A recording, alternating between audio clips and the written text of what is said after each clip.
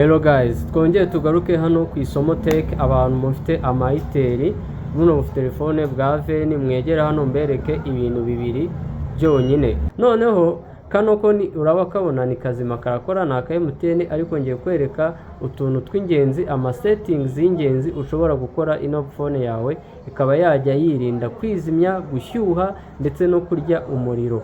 Dore setting ya mbere ni ya battery y'uburyo telefone yawe ushobora gusavinga umuriro muri utu telefone dutoya twa Imagine cyangwa twa Airtel cyangwa twa MTN, nyine utu dutelefone.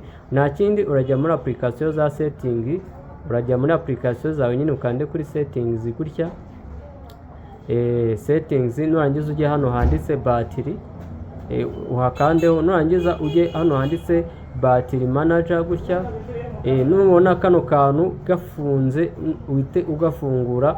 Icyo bino bimaze, iyo uri gukoresha telefone yawe application zishobora kuba zatwara umuriro cyangwa zakoresha imbaraga nyinshi, ino telefone yawe ihita igira uburyo bwo kuba battery yabyikorera izo application ikazifunga, ugasigarana application nkeya iri gukoresha battery ntoya. Urugero nka gutya, kadusubire inyuma tuhite tuza hano handitse battery usage. Urabona application ziri gukoresha battery yacu. Phone ido niyo iri gukoresha umuriro mwinshi, iri gukoresha 18%, system U igakoresha 3%, Android system ndetse na screen urumuri Bluetooth bigakoresha 1%. Urabona bino ntago bishobora gutuma telefone yawe ishiramo umuriro vuba. Ariko yo hari application yo ama YouTube, TikTok, ubona telefone yawe itangiye gushyuha, iyo kare akantu gafunguye ni ingenzi, battery yawe ihita ishakisha uburyo ibifunga kugira ngo utava kuri rezo cyangwa ikaba yakwizimya hato na hato. Noneho ikindi kintu cya kabiri ushobora gukora kuri kano ga telefone kawe, ugerageze uburyo uzaza ugakoresha mu gihe washyizeho ibintu kajye kirinda kuzura vuba. Hari trick nyinshi zo kuba wajya ushyiraho ibintu kakakwereka ko kariho ibintu byinshi kuzuye, ugasanga kari kwibana, kari kwizimya. Nta kindi, uzaza ukora hano, ujye uza hano kuri get free space, ujye uhakanda, nurangiza haba hariho ibintu byinshi byishyizeho, ibintu byinshi byirunzeho, ugasanga telefone yawe iri kugenda gake. Warangiza ugakora hano handitse clean, dore ngaho urahabona, ukahita ukora kuri clean nanone gutya ngaha. Ubundi iyo bijemo gutya iba iri gusikana ibintu by'ingenzi bitari ingenzi cyane, bigenda byikuraho, ugasanga telefone yawe iri gukora neza cyane nk'uko bisabwa.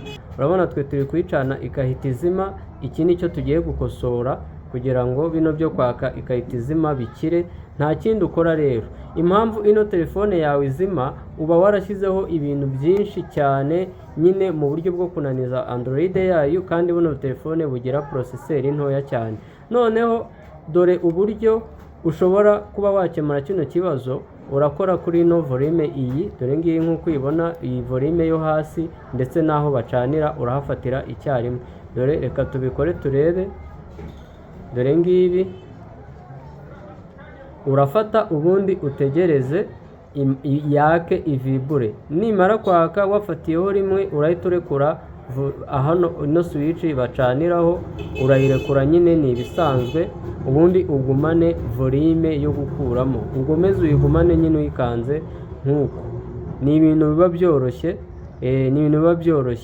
Noneho icyo kivuyeho, iyo ubikoze gutyo, telefone yawe uhita ujya ahanditse reset, factory reset, ukahita ukoraho nyine. Ubura birumvikana n'ibintu byawe byose bihita biza byavuyeho, ariko nubwo buryo bikorwamo. Hano kuri kano kavolume gakuramo kagabanya, naha bakiriza ukahakandira rimwe, yakwaka ijemo Airtel ukahita urekura hano bacana, ukagumana hano ino volume igabanya, hakahita hazamo komande nyine yo kuba wahita ubona ahantu handitse factory reset, ukahita uhemeza, ibyo bikaba bivuyeho.